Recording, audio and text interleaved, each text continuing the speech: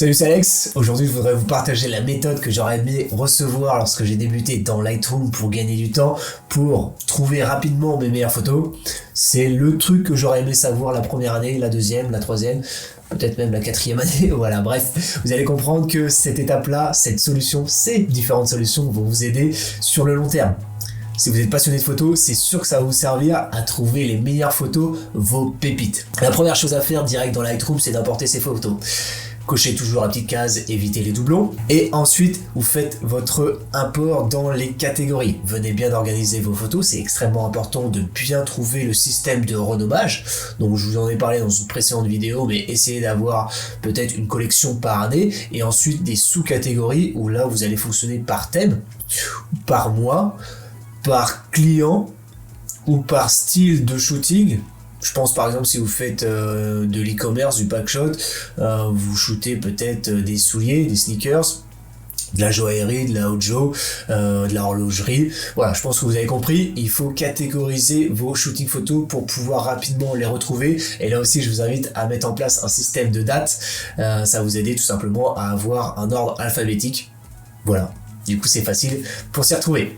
Alors une fois que vous avez importé vos photos dans Lightroom, il nous reste la partie la moins intéressante à faire, puisqu'on a tout de suite envie de basculer sur le développement RAW, à savoir la partie créative. Mais avant ça, il faut être bien organisé, je pense que vous commencez à me connaître, et il va falloir faire un tri, à savoir repérer facilement, rapidement les meilleures photos. Pour ça, j'ai pas mal d'astuces, et ça se passe avant tout dans le module bibliothèque. Vous mettez en mode grille, et là, sur la première ligne, vous allez mettre à peu près 10 photos.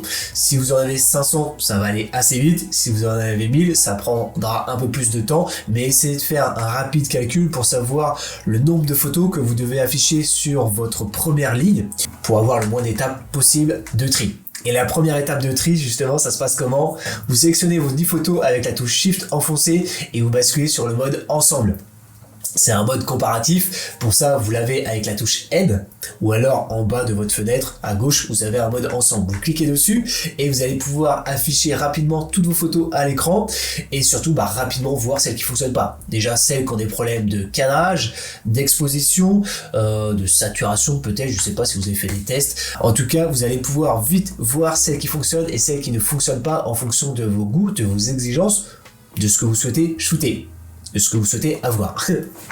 Du coup, là, vous faites la petite croix, à savoir supprimer.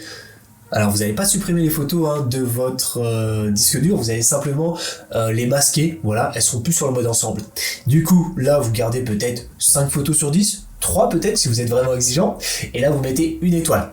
Ensuite, vous basculez pas tout de suite sur le développement RAW, vous basculez sur la deuxième ligne. Pareil, 10 photos par exemple, ou 12 si vous avez énormément de photos à trier, 13, 14, après 15, je trouve que ça fait beaucoup, on voit plus grand chose. Et on passe beaucoup de temps à faire les petites croix. Donc pareil, deuxième étape, vous faites la petite croix, vous supprimez les photos dont vous n'êtes pas satisfait, et vous mettez une étoile avec les photos qui restent. Pareil, il peut y avoir 8, 5, 3 photos, peut-être une ou encore 0, des fois ça varie, soyez vraiment exigeant. Faites ça sur toutes les lignes et une fois que vous êtes arrivé en bas, et du coup vous mettez sur la barre de filtrage les photos qui ont eu une étoile.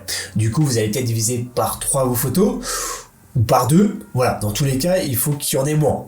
Donc du coup, vous faites un deuxième passage, vous sélectionnez toutes vos photos, vous réduisez la ligne, peut-être au lieu d'avoir 10 photos, peut-être 8, 5, ça va tout simplement changer l'affichage et ça va nettoyer votre œil et les photos vont s'agrandir un petit peu plus. Du coup, vous allez rapidement voir celles qui fonctionnent bien en tout petit. Pareil, vous basculez après sur le mode Ensemble avec la touche Aide et vous masquez celles dont vous n'avez pas besoin, celles où vous n'êtes pas satisfait.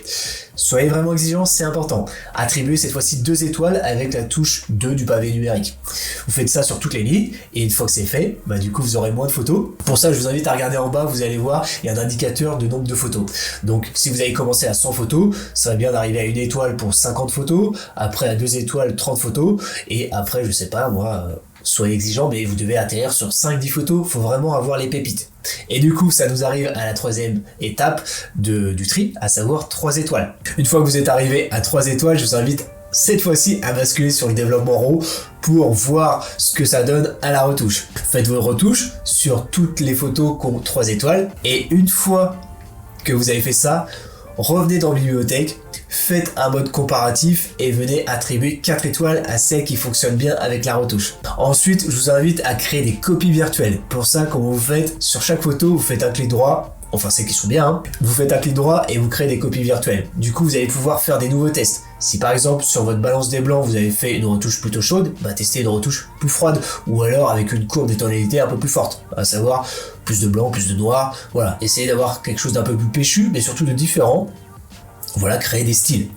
Et ensuite, ce que je vous invite à faire, c'est à faire une nouvelle sélection et à basculer sur 5 étoiles pour avoir les meilleurs des meilleurs des meilleurs des meilleurs. Pour ça, recréer des copies virtuelles si besoin, tester des presets, tester un maximum de choses. C'est vraiment la période, le moment où il faut se faire plaisir. Et ensuite, quand vous avez fini tout ça, toutes vos retouches, et que vous vous demandez où sont les meilleures photos, bah vous les avez normalement avec les 5 étoiles, mais moi je vous invite à aller encore plus loin avec un libellé de couleurs. Là aussi, ça se passe sur le pavé numérique. Choisissez votre couleur. Personnellement, j'aime bien le rouge, ça saute vite aux yeux et on sait que c'est important. Donc là, je viens sélectionner les meilleures photos. Peut-être sur 100 photos, il m'en reste que 5, peut-être 2, voire même une. Et là, ce que vous faites, vous arrêtez pas là, vous prenez ces photos-là et vous les mettez dans un dossier best-of du mois ou alors un best-of du thème ou alors un best-of de l'année. Perso, je préfère un best-of de l'année. Pourquoi ? Parce que c'est les photos après que je vais envoyer à mes clients ou que je vais vouloir imprimer ou mettre dans un book. Imprimer un book, je veux dire. Voilà, le top du top du top, c'est vraiment vos pépites. Donc vous devez pouvoir les retrouver facilement. Et pour ça, ça se passe dans votre catalogue avec un dossier best-of. Avec que du libellé rouge. Voilà, j'espère en tout cas que ces astuces vont vous servir et que vous allez pouvoir passer au niveau supérieur et retrouver surtout rapidement vos pépites, vos meilleures photos, le top du top. Le best of the best. Voilà, revenez dans les commentaires pour me dire ce que vous en pensez, notamment si vous avez d'autres astuces, je serais content de les lire et de les partager peut-être même sous la forme d'une nouvelle vidéo. Et puis si vous en cherchez un petit peu plus que ce que vous trouvez sur YouTube, je vous invite à cliquer dans la description, j'ai créé un site qui s'appelle La Retouche Photo, il y a pas mal de ressources gratuites et des formations pour ceux qui sont plus motivé que les autres. Voilà, il y a des guides, il y a des presets, il y a plein de trucs, faites-vous plaisir, servez-vous. Voilà, revenez dans les commentaires encore une fois pour me dire ce que vous en pensez ou juste pour me faire un petit bonjour. Abonnez-vous à la chaîne si c'est pas déjà fait. Abonnez-vous, déconnez pas. Voilà, on se retrouve la prochaine fois pour une nouvelle vidéo. Ciao et bonne retouche.